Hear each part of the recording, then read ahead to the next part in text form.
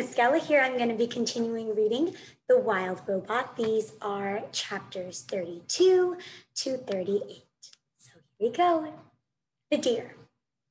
The deer family did not run from the sound of snapping twigs and crunching leaves. They had heard all about Roz and Brightbill, and they knew there was nothing to fear.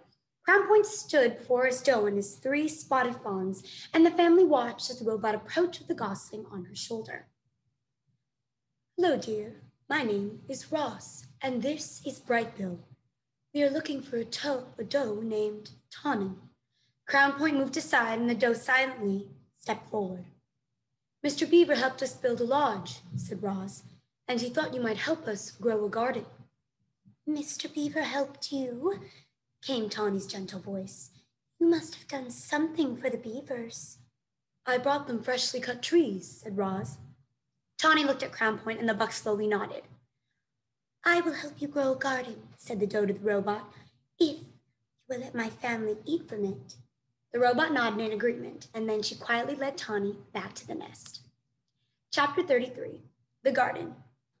After inspecting the grounds, Tawny asked Roz to remove all the dried brambles and weeds and leaves from the garden area.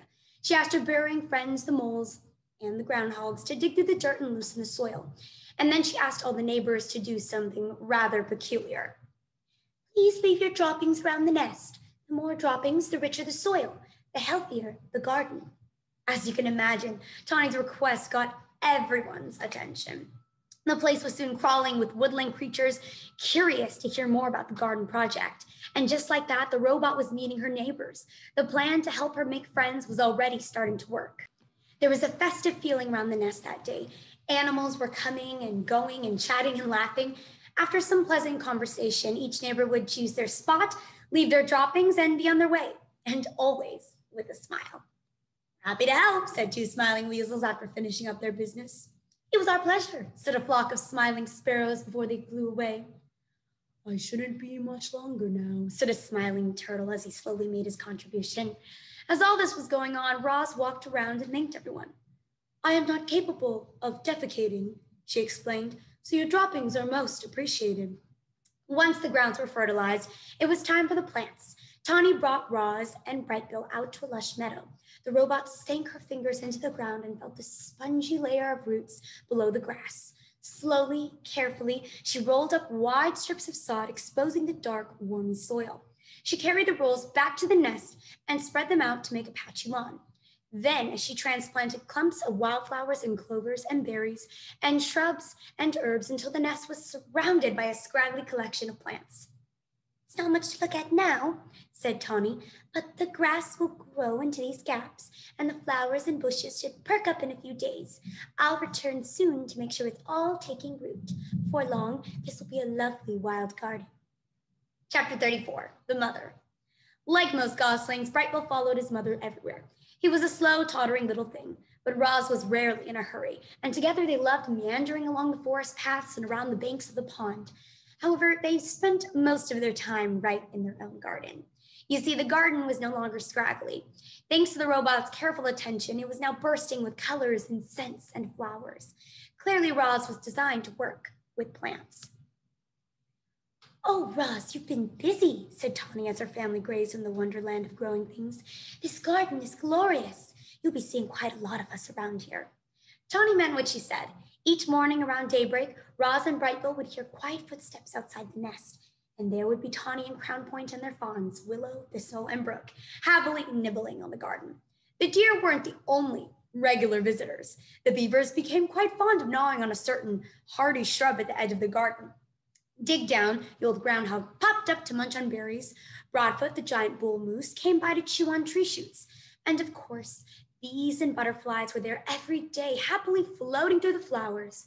There always seemed to be friendly animals hanging around the garden. It was amazing how differently everyone treated Roz these days. Animals who once ran from the robot in fear now stopped by the nest just to spend time with her. The neighbors smiled and waved whenever Roz and Brightbill wandered past. And at the dawn truce, the other mothers were eager to share their parenting advice. Make sure Brightbill gets plenty of rest. A tired gosling is a cranky gosling. When the wind starts blowing from the north, you must immediately get Brightbill to safety. North winds always bring bad weather. You'll never be the perfect mother, so just do the best you can. All Bright Bill really needs to know is you're doing your best. No gosling ever had a more attentive mother. Roz was always there, ready to answer her son's questions, or to play with him, or to rock him to sleep, or to whisk him away from danger. With a computer brain packed full of parenting advice and the lessons she was learning on her own, the robot was actually becoming an excellent mother. Chapter 35, The First Swim. Good afternoon, you two, said Loudwing as she waddled into the garden. Remember me, Bright Bill? Loudwing, Loudwing. Very good, the old goose giggled. Now, Roz, do you know what tomorrow is?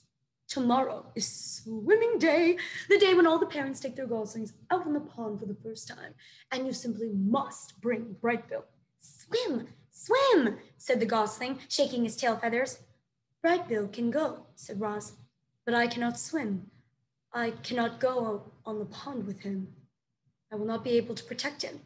Who'd have thought a big thing like you would be afraid of a little water? Loudwing laughed. Well, don't you worry about Bright Bill. He'll be safe in the flock, and he's going to have so much fun swimming with all the other goslings. We begin at sunrise, so don't be late. See you in the morning. And with that, the goose plopped into the water and glided away.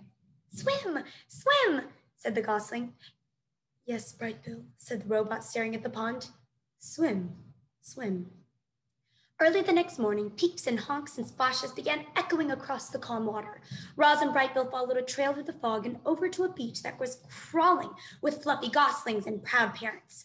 Roz took a few steps into the water and her survival instincts immediately flared up. The robot's computer brain knew that if water got inside her body, it could do serious damage. And so as the other parents began swimming across the pond, Roz stood safely in the shallows and watched.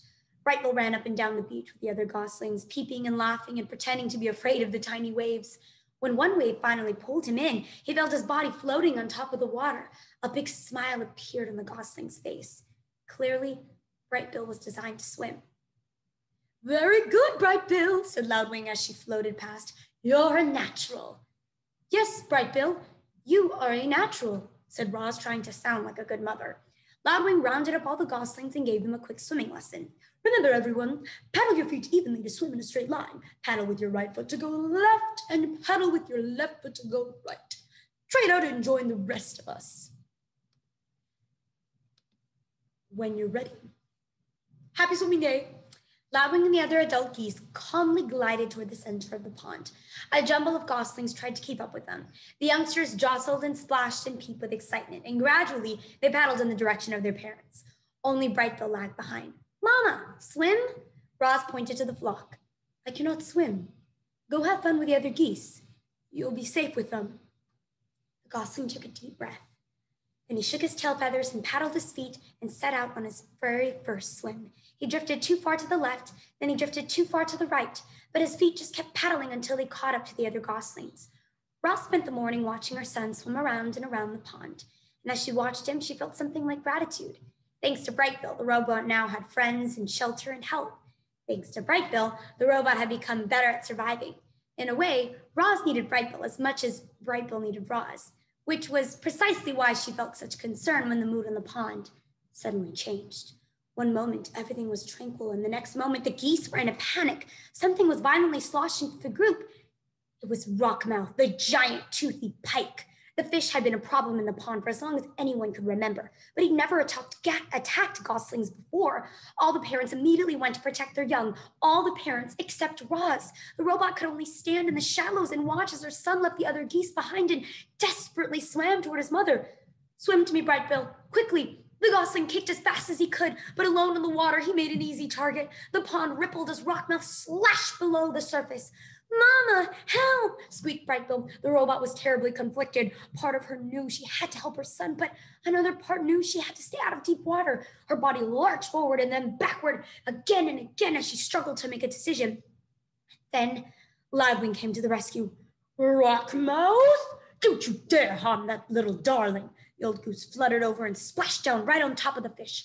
Leave him alone. She pecked and kicked and beat her wings against the fish until he surrendered to the murky depths of the pond. Loudwing escorted Bright Bill back to the beach, and a minute later, the gosling was in his mother's arms, safe and sound. Rockmouth, isn't as dangerous as he seems, said the goose out of breath. But I think that's enough swimming for one day. Chapter 36, The Gosling Grows. Brightbill soon forgot about the incident with Rockmouth, and he spent his mornings cruising around the pond with the other goslings. He was becoming a great little swimmer. He was also becoming a great little speaker. "Hello, my name is Brightbill," he said to anyone who would listen. The gosling was small for his age, and he always would be, but he was growing bigger and stronger by the day. His increasing size was matched by his increasing appetite. He gobbled down grass and berries and nuts and leaves. Sometimes he'd snack on little insects. If it was edible, Brightbill would eat it. And even if it wasn't edible, Brightbill, he might eat it anyway. Roz felt something like fright the time she saw Brightbill swallowing pebbles on the beach. She was holding him upside down, hoping the pebbles would fall out of his mouth when Loudwing stepped in. "Put the gosling down," said the goose with a laugh. "It's perfectly natural for Brightbill to eat a few pebbles. They'll help him digest his food, but not too many, okay, little one?" Like most youngsters, Brightbill was incredibly curious. He explored the garden and the pond and the forest floor, and he would occasionally explore neighboring homes. He'd wander down some hole in the ground and say to whoever was there, "Hello, my name is Brightbill." Then a long robot arm would reach in and pull the gosling back outside. "Sorry to bother you," Roz would say in her friendliest voice. The mother and son slipped into a good nighttime routine. When the gosling slept, the robot might tend the fire if it was cool out, or gently fan him if it was warm. If he woke up hungry or thirsty, Roz brought food or water, and whenever he had nightmares, she was always there to rock him back to sleep. Chapter 37, The Squirrel. A small squirrel was scurrying through the garden. Brightbill had never seen her before. He peered out from the nest and watched her bounce across the lawn.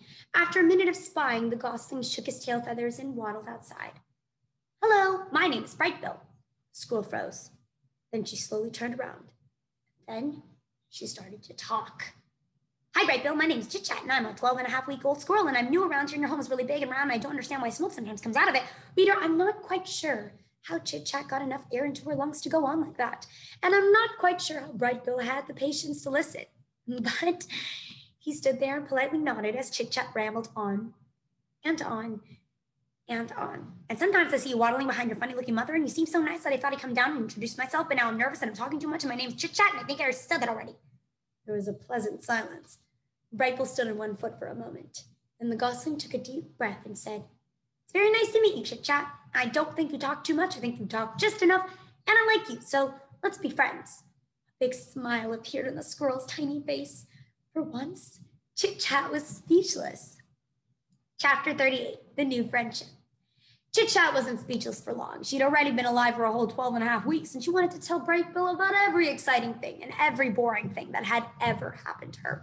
And so as the new friends played and explored and ate together, the squirrel shared her stories.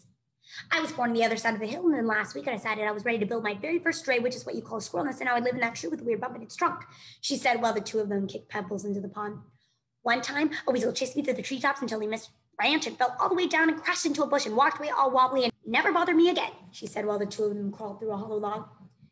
"You gross, I saw you eat that ant one time. I ate it not by accident. I didn't like it at all. I mostly eat acorns and bark and tree buds and sometimes the yummy berries that grow in your garden," she said while the two of them took a snack break. But Chit-Chat was as good a listener as she was a talker, and whenever it was Brightbill's turn to speak, she'd keep quiet and hang on his every word. You know who enjoyed their conversations most of all, though? Our robot, Roz. The protective mother was never far away, and she felt something like amusement at the silly conversations she overheard, and she felt something like happiness that her son had made such a good friend. And that is the end of our chapters, and I will see you all next time.